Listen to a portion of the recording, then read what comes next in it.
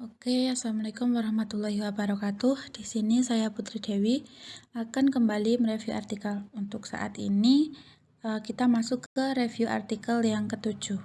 Selamat menyaksikan. Artikel yang akan kita bahas kali ini berjudul Pengaruh Pelatihan dan Lingkungan Kerja Terhadap Kinerja Karyawan. Artikel ini ditulis oleh Yosef Ferry Pratama dan juga Dian Wismarain pada tahun 2018. Jurnal ini diterbitkan oleh Business Management Analysis Journal volume 1 nomor 1 halaman 26-36. Rosevia et al. Menyatakan bahwa lingkungan kerja memiliki pengaruh yang negatif terhadap kinerja karyawan. Namun sebaliknya, Untari et al. Itu menyatakan bahwa lingkungan kerja berpengaruh positif terhadap kinerja karyawan. Kedua penelitian ini itu masih sama-sama menunjukkan adanya pengaruh lingkungan kerja terhadap kinerja karyawan. Namun perbedaannya dengan penelitian dari Logohan et al. Yang menyatakan bahwa lingkungan kerja itu justru tidak berpengaruh terhadap kinerja karyawan. Junior et al. Menyatakan bahwa pelatihan berpengaruh secara positif terhadap kinerja karyawan. Namun sebaliknya, pada penelitian Randy itu, pelatihan menunjukkan pengaruh yang negatif terhadap kinerja karyawan. Munfaridi pada penelitiannya itu menyatakan bahwa lingkungan kerja dan juga pelatihan secara bersamaan mempengaruhi kinerja karyawan. Kualitas SDM saat ini itu harus ditingkatkan karena SDM merupakan aset perusahaan yang menjadi kunci keberhasilan. Lingkungan kerja itu akan menciptakan kondisi kerja yang nyaman, sedangkan pelatihan akan meningkatkan mutu kerja dari karyawan. Kedua hal ini dapat membantu perusahaan untuk meningkatkan kinerja karyawan. Yang selanjutnya kita masuk ke rumusan masalah. Yang pertama itu adanya konsistensi di penelitian terdahulu antara satu peneliti dengan peneliti yang lain. Yang kedua itu pentingnya atau perlunya peningkatan dari kualitas SDM sendiri. Yang ketiga, lingkungan kerja dan pelatihan itu memiliki pengaruh terhadap kinerja karyawan. Metodologi pada penelitian ini itu yang digunakan adalah kuantitatif deskriptif.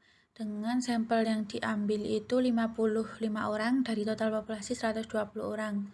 Pengambilan sampel ini dihitung dengan menggunakan rumus Lovin.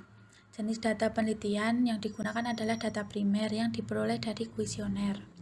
Uji yang dilakukan itu dengan aplikasi SPSS menggunakan analisis regresi linear berganda dan juga uji asumsi klasik.